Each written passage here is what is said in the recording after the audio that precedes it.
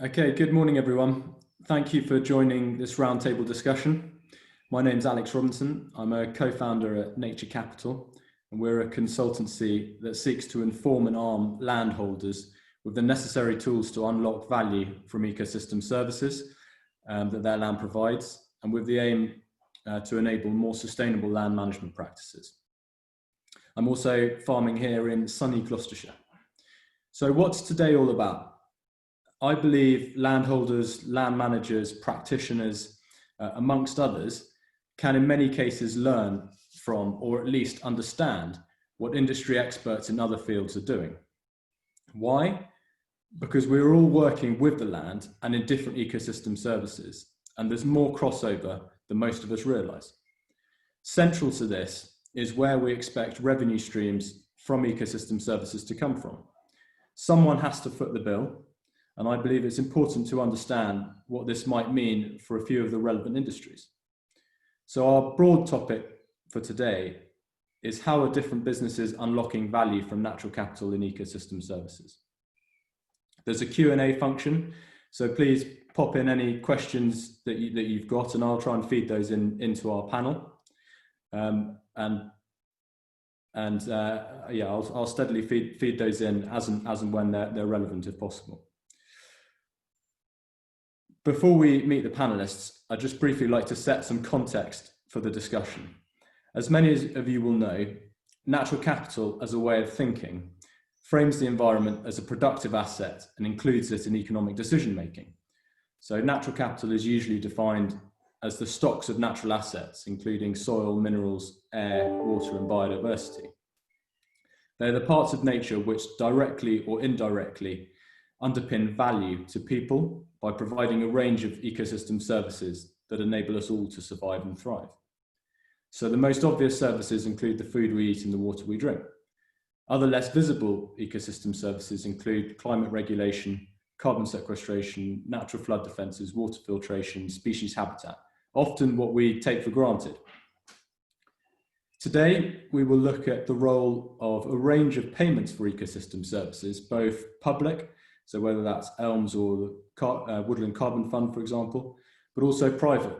So whether they're coming from corporate offsetting, generally with a carbon focus, biodiversity net gain from a development focus, or other ecosystem service payments, possibly focused around food and water. What are some of the solutions, as well as some of the constraints?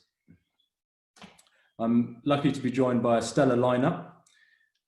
So let's meet our panelists. I'm pleased to introduce Andrew Griffiths, Head of Value Chain Sustainability at Nestle UK.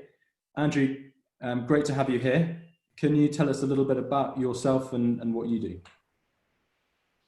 Yeah, so Andy Griffiths, as Alex said, Head of Value Chain Sustainability for our businesses in the UK and Ireland. So basically anything and everything to do with environmental sustainability sits with me. So right through from resource efficiency and circular economy through to investing into nature. So I'm an engineer by trade and also a Yorkshire lad, born and bred. So very much focused on value, the value proposition is, and how we bake that into effective business models and business decision making. Brilliant, thanks very much, Andy. We're also joined by Giulia Jones, Sustainability Manager at Mace Construction. Giulia, fantastic to have you on. Thank you very much for joining us. Could you tell us a little bit about yourself and what you're doing?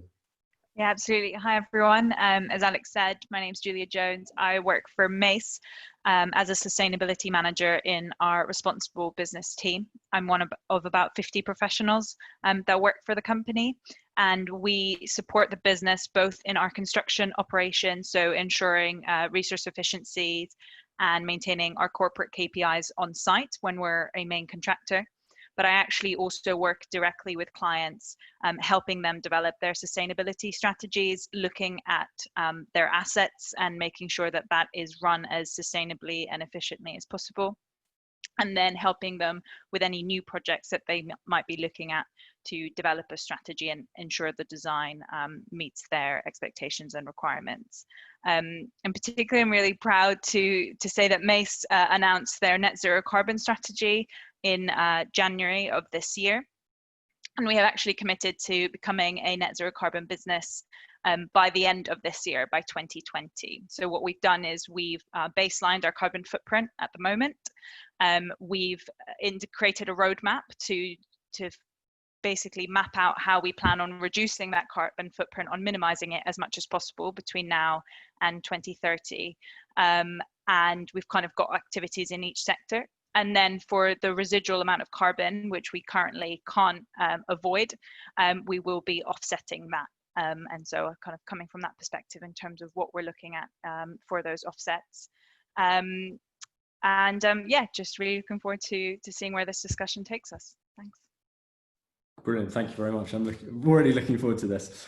We've also got Henry Morgan, who's a Sustainable Investment Associate at the Foresight Group.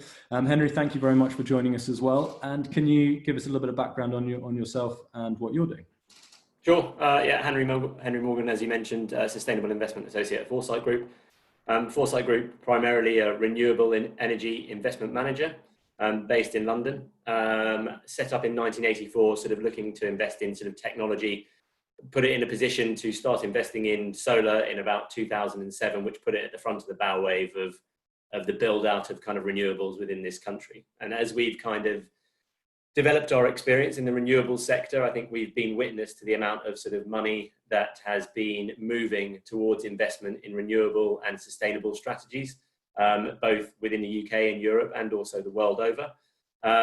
But with that, we've also started to think about how we can diversify our investment propositions to encapsulate investments into sort of sustainable land and food propositions, which we're sort of now actively pursuing, and which is sort of what brings me here today to discuss this sort of the prospect of natural capital. Brilliant, thank you very much, Henry. And George. George is Business Development Director at Forest Carbon. George, thanks very much for joining us as well today. Please can you tell us a bit about yourself and Forest Carbon? Alex, thank you. Yeah, I'm a qualified chartered surveyor and have worked in the property industry over the last 15 years, both in the development and investment sectors. Over the last 3 years, I have also been working as Business Development Director at Forest Carbon. And by way of background, Forest Carbon is the leading developer of woodland creation projects for the UK voluntary carbon market. And partners of ours have helped establish over 170 new woodlands across the UK since 2006, extending to over 7,000 hectares. This funding comes from selling carbon credits to businesses wishing to mitigate the impacts of their carbon footprints.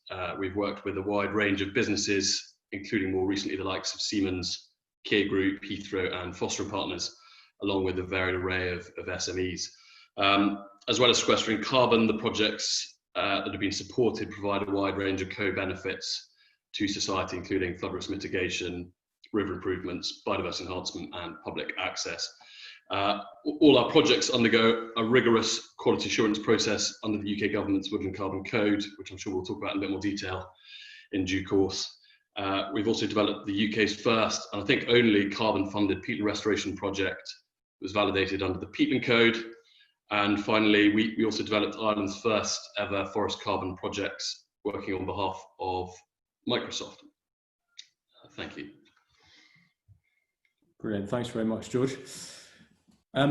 Right, just as a quick reminder, the Q&A function for anybody listening at home, pop any questions you have in there and I'll feed those into our panelists. But to get us started, what does natural capital and ecosystem services mean to different businesses? So do you guys see this as an opportunity, or does it feel like a bit of a burden? And actually, Henry, can I start with yourself on this one? Because I'm hoping that there's going to be very much a positive vibe to what you're saying on it. Yeah, sure. I mean, Alex, I think you and I have spoken sort of previously, about what sort of nature capital sort of provides, and you've talked about this concept of a revenue stack. So when it comes from an investment management perspective, the ability to sort of, natural capital payment opportunities offers an opportunity to enhance returns. And enhancing returns, is always an attractive proposition when you're trying to get people to sort of invest their money with you and in the investment solutions that you sort of offer. So I think anything I mentioned in sort of my brief introduction about the movement of capital from sort of standard listed equity, generic kind of investment products to more kind of sustainable initiatives, more responsible kind of initiatives. And I think sort of a Morgan Stanley statistic from a couple of years ago said that $1 in every $4, I think it was from 2018, said that $1 in every $4 under professional sort of investment management these days is now invested sustainably. And I think I sort of talked about that kind of movement and that sort of a direction of travel where just more and more money is moving towards sustainable solutions. So if you can provide a sort of, an investment proposition to somebody that both has enhanced returns through, a kind of a sort of a greater revenue stack that sort of delivers greater returns, then I think it's not only sort of, it can be very good from a kind of fundraising perspective, but can also be great from a sort of from a kind of marketing perspective as well, in that you can demonstrate environmental or sort of ecosystem net gain, as well as continuing to meet the sort of the investment criteria of the people who you're seeking to raise money from. I hope that makes sense. Yeah, and Henry, just on that, so how the sort of ESG criteria is sort of almost what we're talking. How much is that driving you guys now to look at these investments? Well, I think I sort of, again, I refer back to the introduction where I sort of said Foresight, got involved from a technology perspective in renewable energy back in 2007. But as we've seen how the kind of investment market has been evolving, we too have sort of pivoted to very much be a sustainability-led investment manager. And with that, when you sort of ask, how much is it sort of driving, our kind of our investment strategies? Well, it's pivotal. It's very much central to new strategies that we look into, which is why we're now kind of focusing our attention on these sustainable land and food opportunities, whether that be kind of forestry or afforestation, or whether that be kind of the concept of regenerative agriculture, where you can make a very attractive investment proposition and start moving institutional capital from sort of people like pension funds or insurance funds. You can start moving it away from kind of from the kind of more generic sort of oil and gas focused sort of listed equity kind of investment propositions towards more actively and more sort of active involvement in sustainable strategies. Yeah, I think that's really exciting, and it's sort of very interesting to see if that's able to take off, because in my opinion that's where the real impact will actually start to happen nationally. It needs to be driven from there. Andrew, can I come across to you next on this? How does your take? Do you guys see this as an opportunity, or is it a little bit of a burden as well? It absolutely is an opportunity and a range of opportunities. So the agri-food sector is clearly critically exposed to the impacts of climate change and the state of nature, as well as having an impact on both of those as well. So there are a number of opportunities. The first one is around risk management, so actually investing into those landscapes to build resiliency in our supply chains, which is crucial. Also, there's the aspect around commercial leverage. So again, being able to tell the story of some of these investments through our brands and use that as a brand-based proposition is clearly an opportunity as well. And then there's also other opportunities in terms of, for example, how we enhance the livelihoods of our own employees and the communities within which we operate. And that can deliver a number of different outcomes. So, for example, businesses invest heavily into training and onboarding of new staff.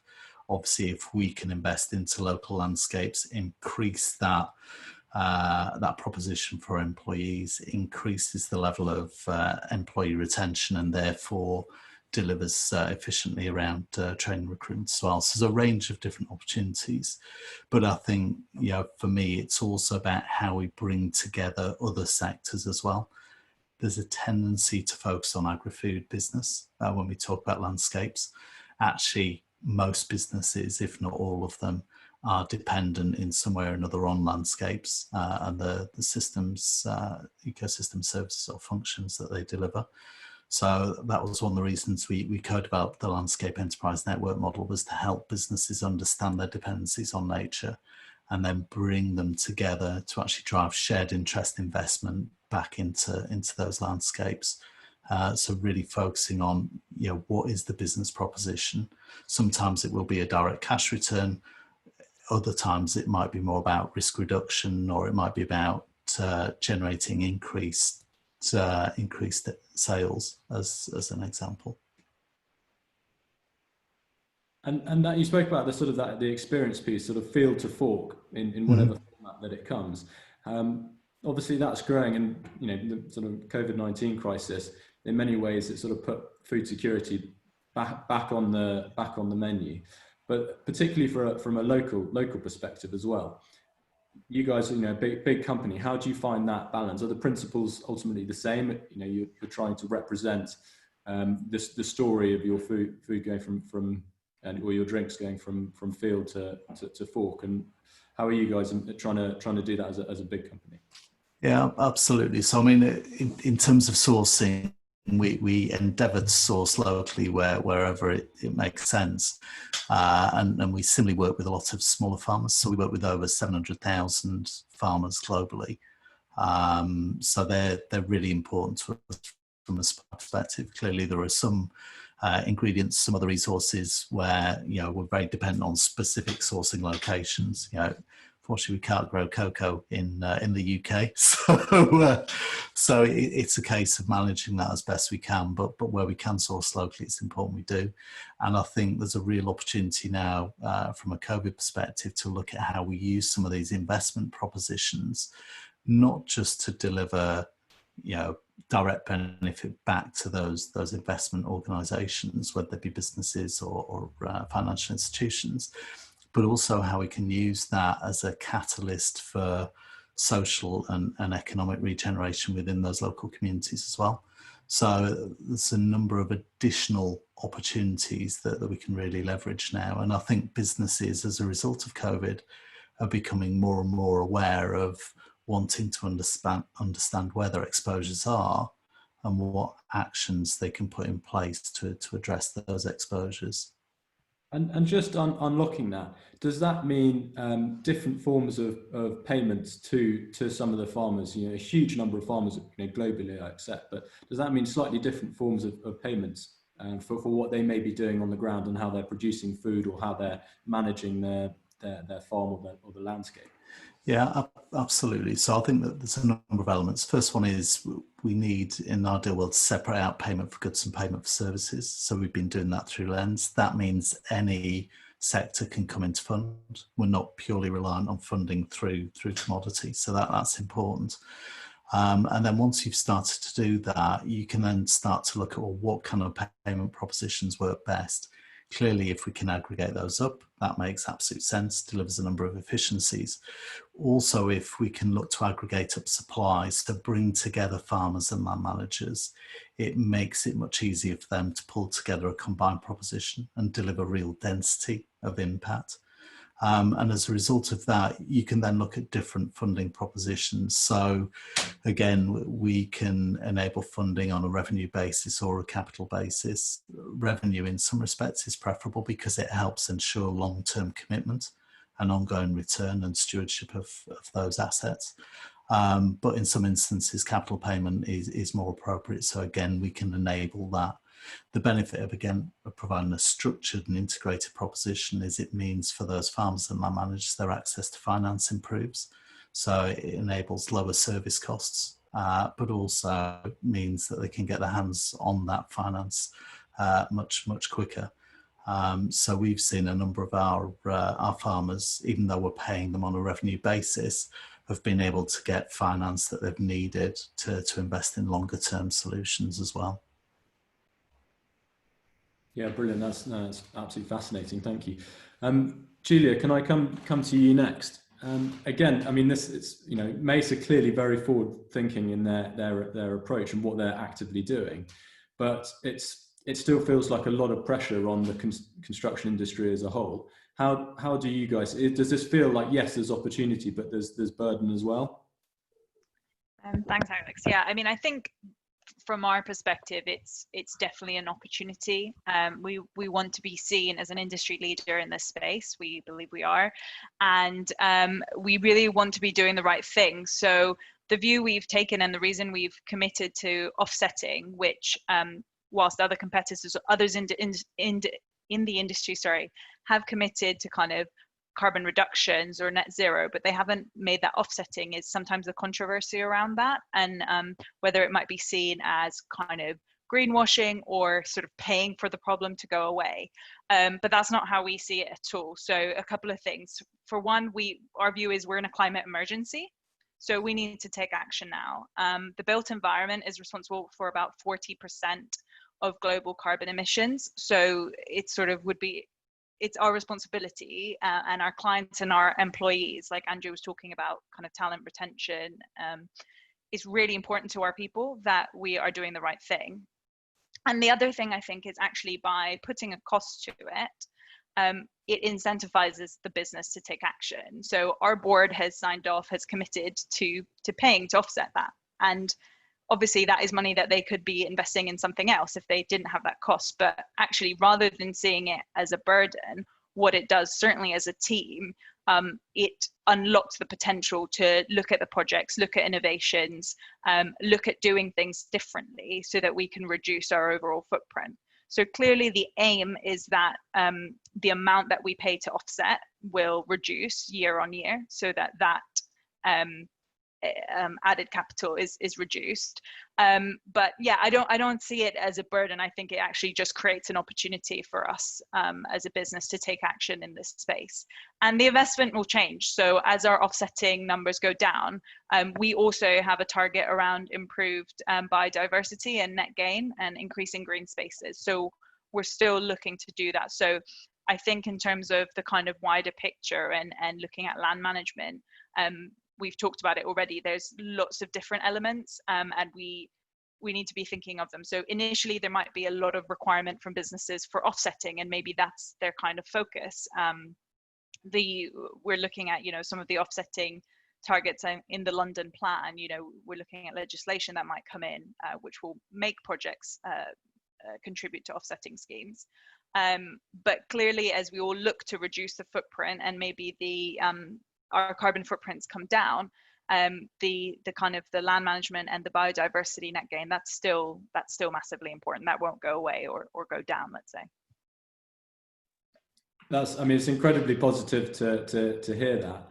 And I'm almost slightly, I also felt that there might be a sort of a burden piece in there across the board. Just obviously, big companies, the collective of people, and actually, as individuals, everybody wants the environment to do well and to recover and to be in its best condition possible.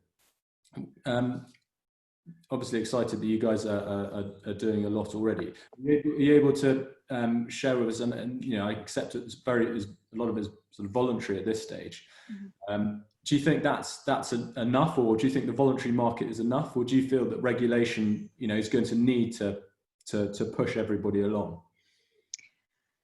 It's a difficult one. I mean, we are definitely seeing that the private sector is on board with that, and again, that's part of, it's not why we do it, but it is a great thing that we have a synergy with our clients in this space. So our private sector clients want to be ambitious in this space. They want to minimize their carbon footprint, the carbon footprint of their projects. So there is a big voluntary incentive.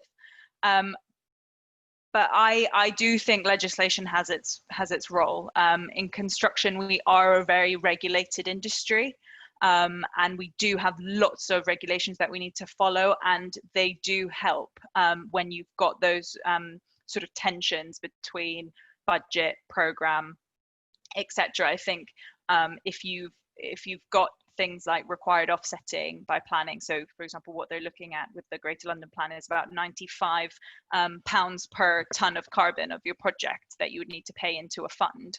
That creates a very different picture when you're putting your project budget together in terms of what decisions you make regarding whether it's the materials you choose or the energy efficiency of your building.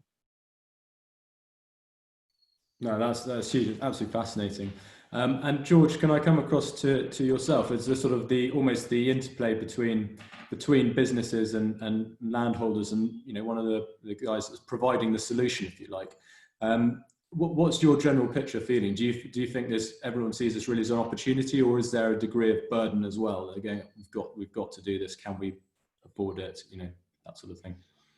Yeah, thanks, Alex. I mean, probably the feedback we're getting from businesses probably resonates. What Julius described in the context of Mace, and that increasingly businesses are under scrutiny from their customers, their staff, their shareholders to demonstrate that they're taking radical action year on year to measure and reduce their footprints. But there's at the same time a growing recognition that complete eradication of footprints can't happen overnight, and therefore the opportunity to utilize offsetting is a sound and viable option, as long as it's backed up by a rigorous assurance process such as the Woodland Carbon Code.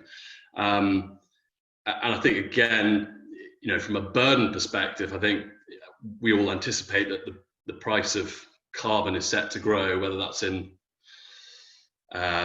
compliance markets or voluntary markets, and therefore that's offsetting is likely to become more of a burden in the future if you're not taking action to reduce. So yeah, I think it represents an opportunity, but it might increasingly represent a burden if you're not taking that necessary action to reduce. But clearly, it's your ability to reduce will be completely.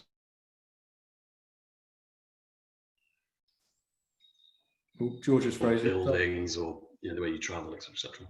Sorry, George, we just froze on that last bit. I'm going to stick with you because we've had a question in. So let's go straight in, because it's a really sort of pertinent point.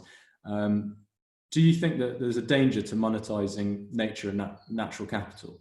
I think we already do it to a degree anyway, but obviously this sort of takes that a number of steps forward. So I mean, what's your, as someone who's doing exactly that, what are your thoughts? Yeah, I think probably my initial feeling is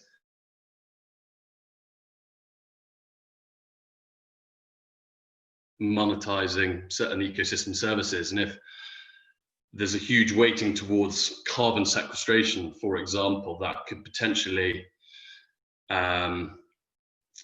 potentially impact negatively upon other ecosystem services or other outputs from land. Food security is of clearly great importance to the UK. There's a danger that if carbon became the sole focus, that woodland creation could potentially displace some of the land needed to support food. So there's got to be a balance. Clearly, food and carbon aren't the only outputs we're looking to achieve. There's biodiversity, flood risk mitigation in there as well. So I think that's probably a key message to put forwards. But I think monetizing of those outputs has a place and has a benefit. But it's got to be considered carefully within the context of the wider outputs from land and balancing that carefully. Yeah. Andy, sort of can I ask your thoughts on that as well? Yeah, so similarly agree. I think one of the core elements is making sure that we're getting integrated investments, so we're delivering or enabling truly multifunctional landscapes. I think there is a risk that you bias towards one, and there is a bit of a feeling that perhaps for some organisations there's a bit of a gold rush to carbon. So it is about how we ensure we get that balance. So that's really important. There's also another challenge. So in the dialogue we've had with our peers, both within the sector and outside the sector, there's some challenges around the principles of natural capital accounting itself. So we've had different feedback. Some of it is for a lot of businesses, they've either never heard of it or don't really understand it. For those who have, well, there's still questions about, well, where have the numbers come from? How have they evolved? Are they tangible? Or But probably the biggest one is, for a lot of businesses, they just don't have the resource or capability to do that natural capital assessment and build it back into their own books. So it actually becomes a blocker for effective decision making to some extent. So it does have a role to play, but we shouldn't rely purely on that. Really, one of the core propositions that we found works really well is when you engage with businesses around dependency, they really want to understand where their exposures are. And businesses, they clearly understand the language of pound, shilling and pence, but they also absolutely understand the language of risk. So we've found it's much more engaging and much easier and much more transparent to talk to businesses about nature in relation to risk, where their exposures sit and how some of these investments can help manage that risk. And that becomes a much more productive discussion and enables much more effective decision making and therefore greater investment back into the landscape. But inevitably, businesses need to understand, if I'm going to invest into those landscapes, which clearly we want to happen, what are the outcomes that I'm going to gain? And it might be, direct financial benefit, but in a lot of cases, it's more around risk mitigation, that they're looking for. Yeah, no, that's really interesting, and absolutely. I mean, all businesses and individuals, you have to make risk-informed decisions, and you need to really understand all the ecosystem services, because a bit of land doesn't provide one by itself. It's a layer. So that's absolutely critical, and completely agree with that. Henry, can I bring yourself in here, and then I'll come to Giulia after you. Just sort of briefly, but what are your thoughts on the danger of monetizing it, particularly as a PE fund, if you like? I think I largely agree with George and Andrew in that simplistically, it just needs to be balanced, and a sort of more holistic view needs to kind of be taken. But to answer the question simply, as he requested, I think anything that is drawing attention to more sustainable management of land and more sustainable ways to use land to deliver, whatever it is you're hoping to deliver, whether it be kind of solar power, whether it be, anaerobic digestion plant or electricity derived from an anaerobic digestion plant, or whether it be crops into the food industry. Anything that delivers a more sustainable way of delivering that into perpetuity, and anything that draws attention to that and makes it more investable, I think is only really a kind of benefit. So yes, there is a danger in that it does need to be kind of balanced, and you can't just sort of, go with the gold rush. But I think the sort of the net benefit of there is a net benefit to sort of monetizing nature and natural capital. And Giulia, for yourself, what are your thoughts on that? Because a lot of the pressure sort of almost comes onto you guys. If it feels like a lot of pressure is coming onto the house builder. Yeah, no, I think some really interesting points made. Certainly going back just a step, this idea about the cost of carbon going up, that is an incentivizer to take action early, and kind of get ahead of the game in terms of reducing your footprint. But then in terms of looking at purely sort of giving things a price versus looking at it from a risk management perspective that Andrew was talking about, I think that's really interesting. And that's something we're really seeing with our public sector clients. So we work with a lot of different government agencies, trying to look at advising them on these issues and looking at their strategies. And, the risk management piece is massive. They know they're looking at their operations. Often we're working with significant landowners. They own a lot more land than some of the private companies, private clients that we work with.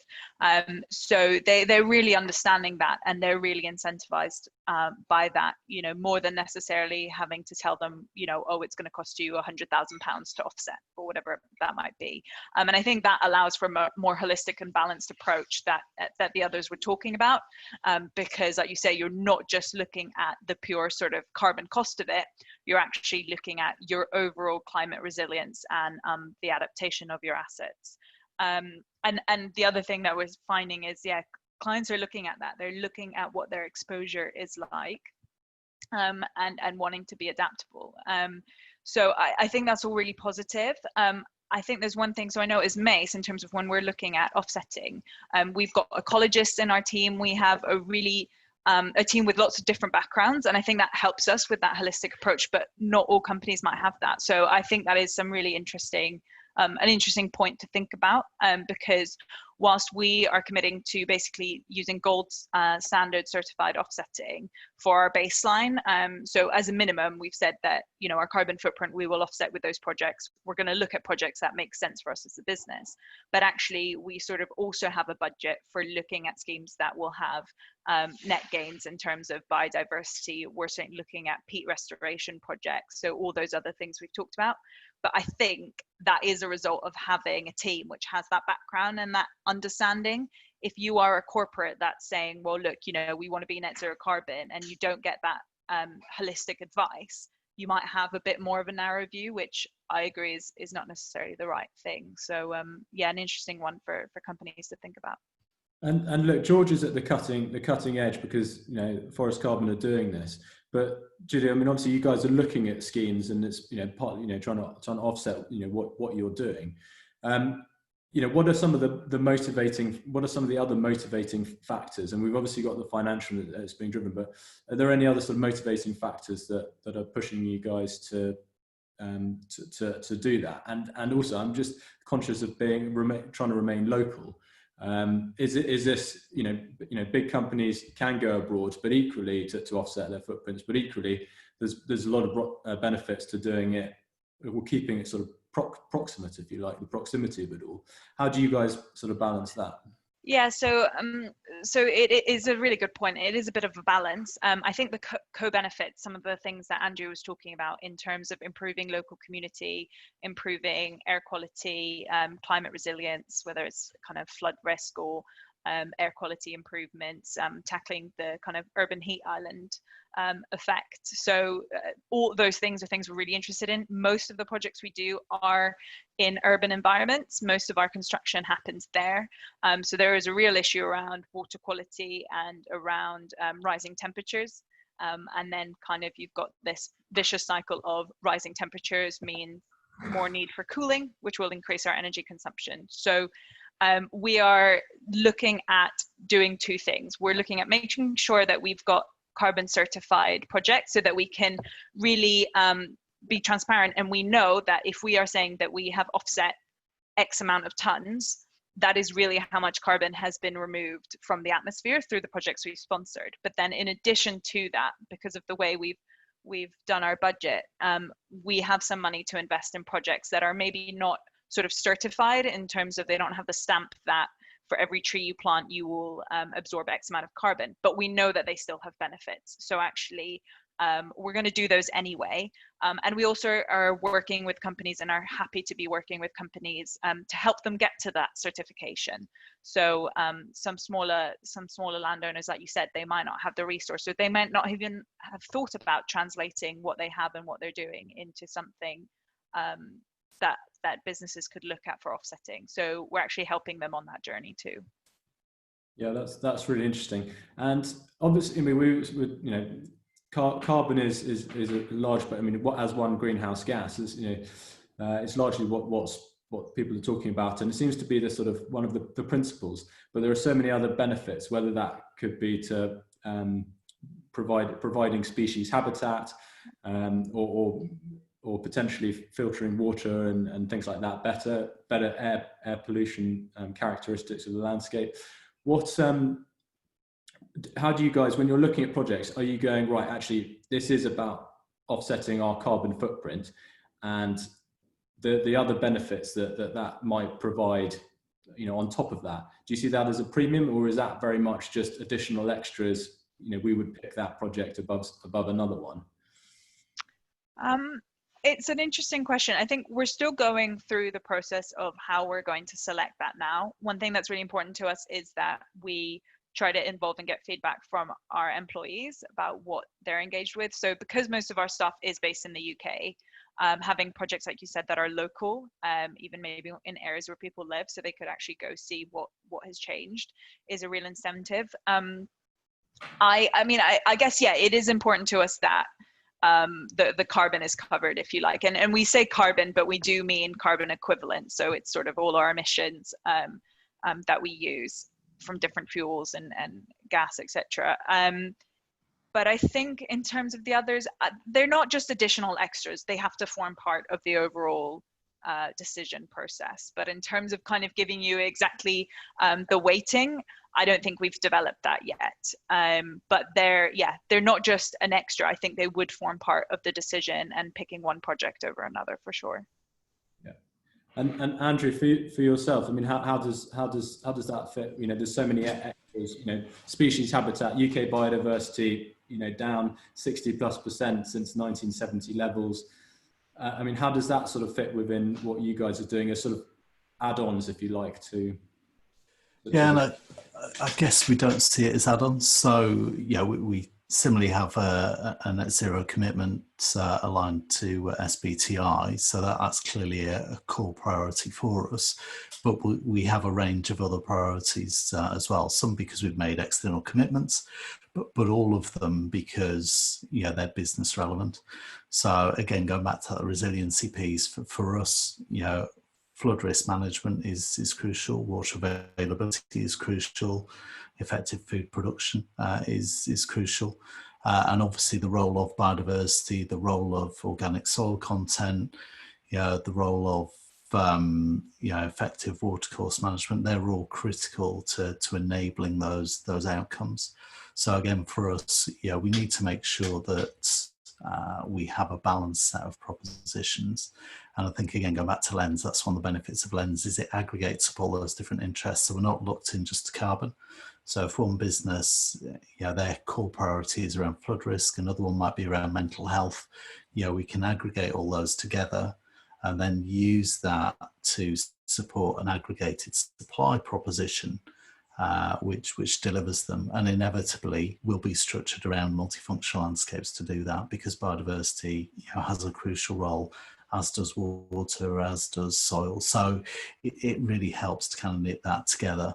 To your point, you're right. If we try to prioritise, if we say, well, actually it's about carbon, but there's some add-ons, there's a risk that we start to go down a route that doesn't ultimately give us either the most effective investment or the right kind of outcomes or right level of outcomes that we need as a business. Yeah, that's really interesting. And George, I mean, we've got a good question here from Victoria, and you guys obviously are into the detail of the measurements for the woodland creation, and I know we've spoken about trying to measure some of the outcomes, the other biodiversity benefits. Where do you see that going? It's much harder to measure in than, if you like, your woodland carbon calculation. So how do you see that side of it progressing? Yeah, I see it's going to develop in due course. I think the challenge at the moment is, as you've touched on, the costs of baselining and then monitoring and verifying and measuring longer term the benefits, and the challenge then of trying to monetize biodiversity, for example, is a challenge. But clearly there's quite a lot of thinking going on at the moment around biodiversity net gain. We're working hard at the moment to see whether we can layer on biodiversity net gain with carbon, as long as projects can still demonstrate that they're additional and that they required both slabs of funding, then we think there's an opportunity to do that.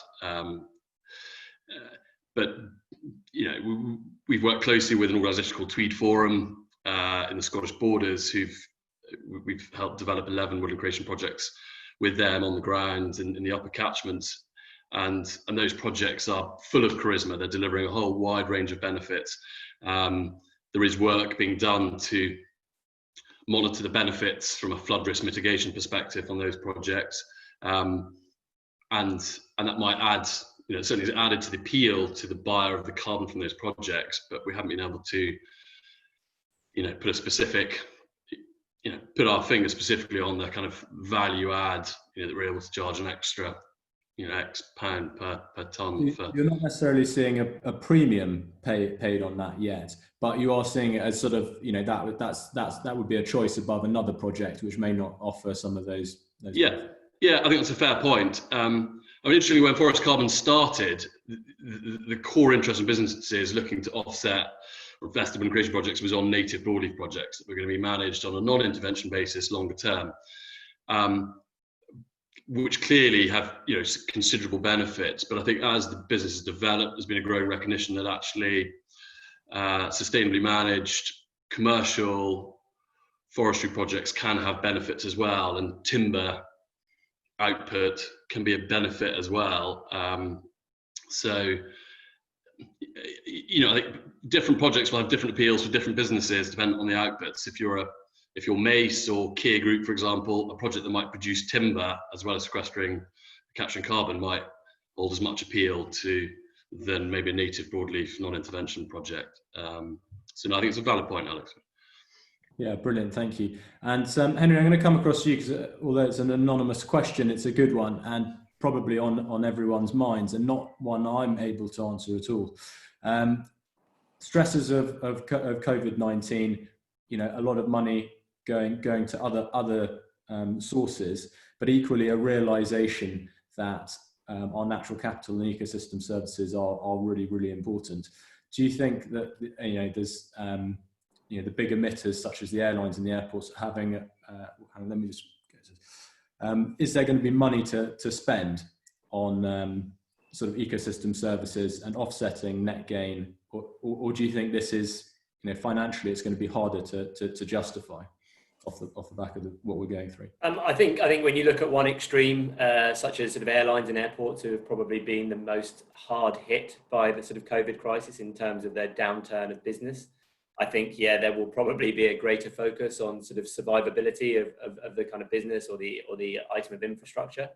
So maybe there will be a sort of, a downturn in investment in sort of natural capital solutions or, carbon offsets. Perhaps George might be able to sort of comment on whether he's seen a sort of,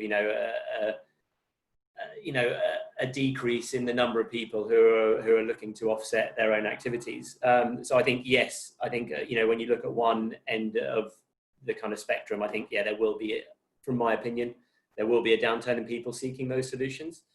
But at the same time, I think there are sort of plenty of businesses that are still conducting sort of business as usual. That, prior to COVID, climate change and climate change resilience was the number one, if not high up on, sort of the number one item on the kind of agenda.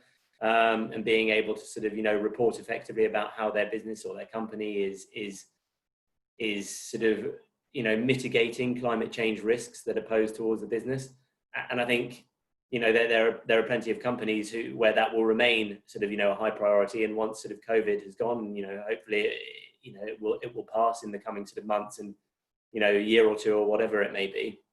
I think that resurgence of climate change resilience, sustainable sort of conduct and responsible conduct of sort of business activity will immediately sort of shoot back to kind of the number one issue, pending some other kind of vast plague that kind of comes, and sort of affects the sort of globe. But I think yes, I suppose to answer the question directly, yes, in the short term, there will be a sort of a downturn from some of the worst affected companies. But I think given the focus on climate change from a sort of cross-governmental perspective and an international perspective, I think those kind of natural capital solutions will shoot straight back to the top of the agenda, once the sort of more challenging times have passed. Yeah, good. That's really interesting. And Andy, your thoughts on that as well? Yeah, just a quick build on Henry's point, really. So absolutely agree. For some industries who've been really heavily affected, clearly they're going to have other priorities. But actually for a lot of sectors who haven't been as badly affected, we're seeing quite the opposite. They, as a result of this particular challenge, are starting to look at their existing business models, say, well, actually, we really want to understand where our other exposures sit and what we need to do to manage those exposures. So we're seeing, if anything, increased interest in terms of, well, what role does nature play within that? Which nature-based solutions enable us to deliver that in a really effective manner? The other key element that plays through, and I touched on it earlier on, is this catalytic effect. So by investing into nature-based solutions, and particularly using the appropriate models to do that, you can actually catalyse economic and social regeneration, particularly within rural communities as well. So the opportunity to much more efficiently pull ourselves out of the post-COVID challenges that we're facing into could be delivered really efficiently by thinking about the role that nature can play or investment into nature can play as part of that. And obviously for you guys, as a big international company, you could offset all around the world. Do you feel there's enough pressure to do it locally, enough demand and supply for you guys to do it more locally? Or do you think part of it will be an international responsibility as well? Yeah, I think there's two elements. If you look at carbon specifically, then obviously you can source that carbon solution anywhere. We're very, very focused on insetting, so building those carbon solutions into our existing supply network. So that's an important element. And the more you can do that, the more impact you can have within those local communities, as well as the broader climate impact. But if you look beyond carbon, the vast majority, not all, but the vast majority of other ecosystem services are very much about locality. They are proximate as well as temporal. So actually, if you want to get a bigger bang for your bucks, if you want to get those other outcomes delivered, then actually local supply is crucial. Yeah, that's really interesting. George, I'm going to come back to you because there's a couple on sort of questions sort of coming through. So first one here, is the appetite mainly in verified carbon units, or is there much demand for future promise of offsetting? The question of new woodland doesn't happen on a large scale until 15 or 30 years after planting. Are companies comfortable with buying sort of pending units? So that's an interesting one. So the private and, if you like, the public supply very much potentially competing against each other there. What are your thoughts on that piece? Yeah, I mean, it's a very valid point. The Woodland Carbon Code is now 9 years old, and therefore there are very few verified woodland carbon units available in the market to be bought. I mean, we have transacted a small number. So therefore, if you're a business in the UK wanting to invest in projects in the UK, your option really is restricted to PIUs, either future promise of carbon to be sequestered. So yeah, that's a challenge, and that there's a process of education required to make that distinction and make clear to businesses that there are associated claims that they can make with regards to buying PIUs and WCUs. It's a challenge for the market that we don't have a huge slab of WCUs available now to transact. We'd love to be in that position. I think what we are seeing is businesses planning for the future by potentially looking to acquire PIUs to then report the WCUs in the future. And for those businesses looking at net zero targets, it's vital that they take the action now to start aggregating those PIUs, because clearly trees take time to grow and sequester carbon, and the big percentages of WCUs are generated from year 15 up to kind of year 35, as you pointed out, Alex. And just on that point, we are beginning to see some businesses looking to explore the option of buying land to plant specifically, well, not specifically just for carbon, but for potentially the opportunity to create woodlands, restore peat, biodiversity enhancement that might meet some biodiversity net gain requirements. And they see that maybe being the only opportunity they have to really aggregate the scale they need to meet their demands in the future. So it's an interesting space at the moment. But yeah, as things stand, once we've had that conversation and educated businesses about the difference between PIUs and WCUs, they're comfortable with it. But we really emphasize the importance of making that distinction in any communication that businesses make to their shareholders, customers, about what they've invested in. Okay, guys, we're coming now to the sort of the last five minutes of our hour. it's briefly come up, but greenwashing or paying problems to go away, which some people might feel that that's what offsetting is. Obviously, there's a responsibility to try and reduce emissions across all sectors, and there's a cost that everybody incurs, so they're keen to do that. How do you guys feel on a sort of a moral basis? Do you think offsetting is one of the solutions? Do you think it's acceptable? Andrew, can we start with you on that one?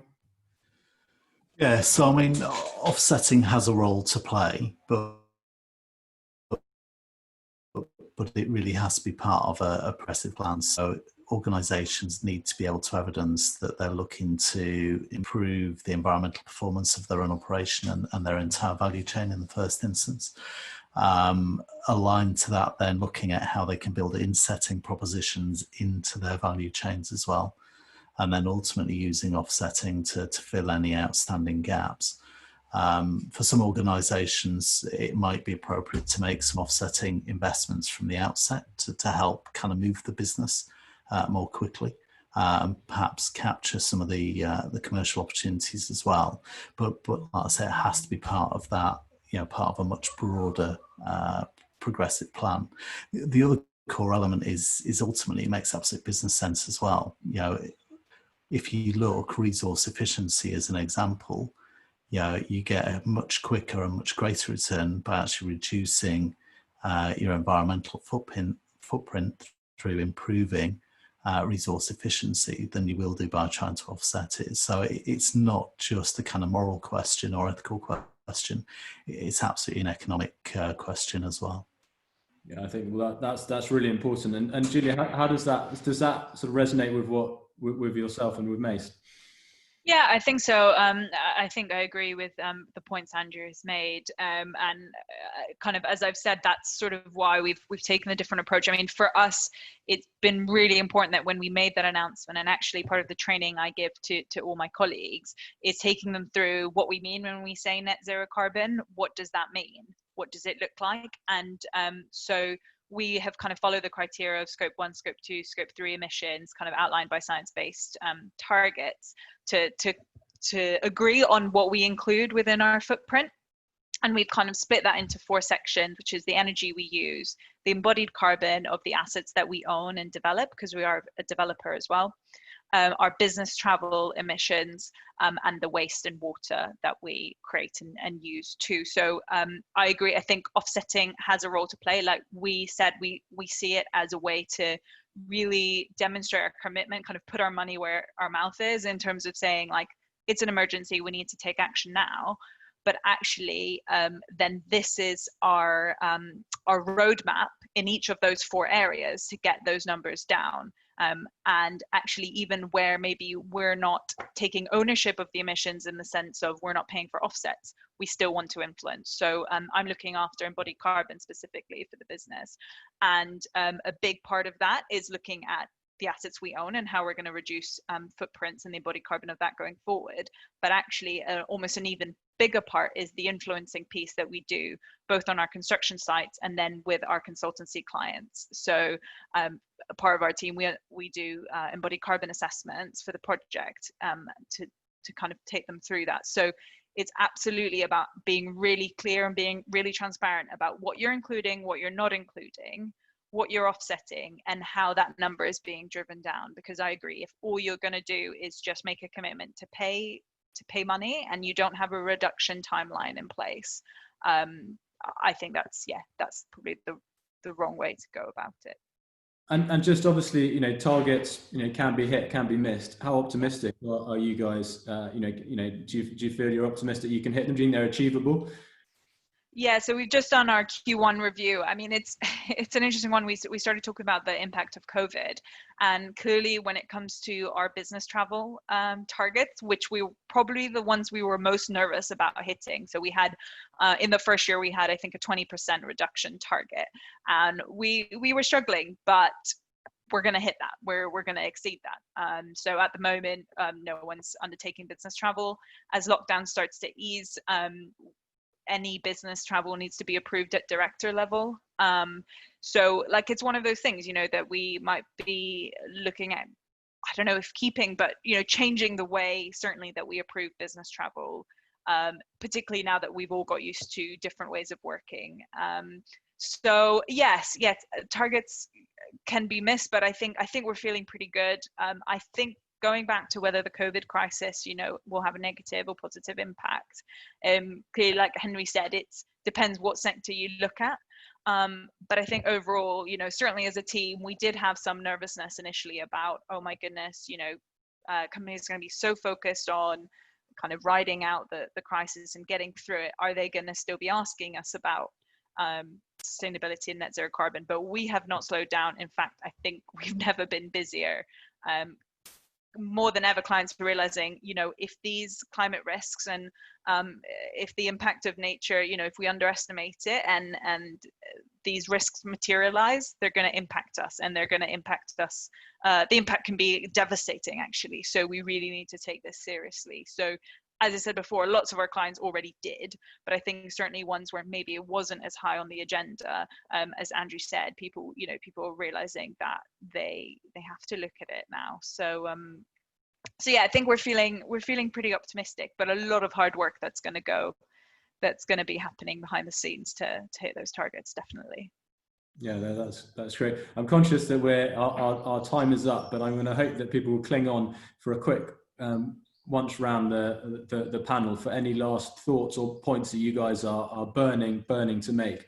So George, have you got anything that you really want to get across? You've seen what's come through in the questions and answers. Is there anything else you want to, last pieces of info you want to leave us with? Yeah, thanks, Alex. I mean, one idea that we've pondered at Forest Carbon is giving the opportunity for people in the streets to assess how well a business is performing year on year, and it can be very hard to scrutinise the company accounts and try and identify whether or not a business has reduced its footprint from one year to the next. And maybe there could be an opportunity to create a platform where the 12,000 businesses in the UK that are obligated to report their carbon emissions in their company accounts could sit in league table, and it could demonstrate how well they've performed year on year, how much of their footprint they've offset, how much has been reduced, and it might give a far more transparent and easy accessible way of investors, staff, customers to really assess how businesses are performing on that front, because it's quite hard often to try and identify those specific numbers. So that's one idea we've come up with, and we definitely don't think offsetting is the only solution. It's part of it, and we clearly would want businesses to reduce before they offset, but that could be one way to kind of aid that process. Yeah, transparency and a balance of what businesses are doing. Brilliant. Henry, last chance for a word from you. Yeah, I suppose it's just, we've focused a lot on kind of carbon and carbon offsetting, and I know that there's a lot of criticism, you've already alluded to it, about sort of the idea of offsets, but I think realistically it's important to just sort of view this as an all hands on deck approach. It's one of the tools around which we can sort of really deal with the considerable climate change challenge that we're kind of facing. They're not the perfect solution, but they definitely are showing a direction of travel. They're an important tool by which businesses can decarbonise. They're encouraging sort of the build out of natural capital solutions, of afforestation. And I think, again, I refer back to that point. It's all about net benefit for the globe.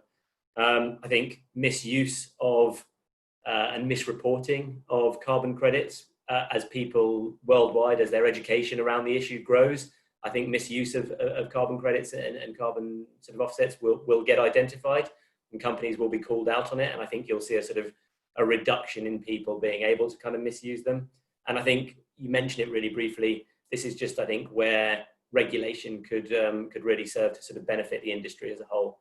Incorporation of this kind of stuff into regulation. You've already seen a sort of a degree of regulation through the Woodland Carbon Guarantee, which is sort of, government-backed subsidy around sort of guaranteed carbon credits. And I think in that regard, I think that is the direction of travel. I think we'll see more and more of this coming into regulation. And I think it's an exciting area, because once it's regulated, it then becomes investable, and it then starts drawing more and more money. And I think you'll see a real accelerated amount of investment toward sort of sustainable and natural capital solutions. Brilliant, thank you. And Andrew, last quick word from yourself on it. Yeah, really just 2 quick points. One's kind of been covered a few times throughout the session, which is multifunctionality. So investing into multifunctional landscapes rather than just biasing around one particular aspect. And the second piece is collaboration. You know, a lot of people talk about collaboration, but actually the only way we're going to deliver the kind of scale and pace we need is by organisations coming together to invest together into delivering some of these solutions and having real density of application as opposed to a very diluted, fragmented approach. I completely agree. Thank you very much. And Giulia, last word from yourself. Yeah, no, really just to say thank you for today. Great to hear what the others have said and all the different perspectives. And, you know, I think just touching briefly again on the situation we find ourselves in, the reason we're doing this webinar virtually, you know, an immensely difficult moment for so many people right now in our own company in Mace. You know, we've had financial difficulty, you know, struggles happening because of the crisis and, you know, sites being shut down. But I think what the situation has created is a bit of time for everyone to sit back and reflect and think about the world we live in and the world that we want to live in. And I think maybe it's an opportunity for that sort of that positive, that hope for the future of actually seeing that when people pull together, you can have a really significant impact. That's what we need for climate change, and that's what we've done to address COVID. So actually maybe trying to pull that out and think about that in the future might be a positive spin on a really difficult time for everyone. I completely agree. Very well said. I'm completely indebted to you. Thank you very much for joining us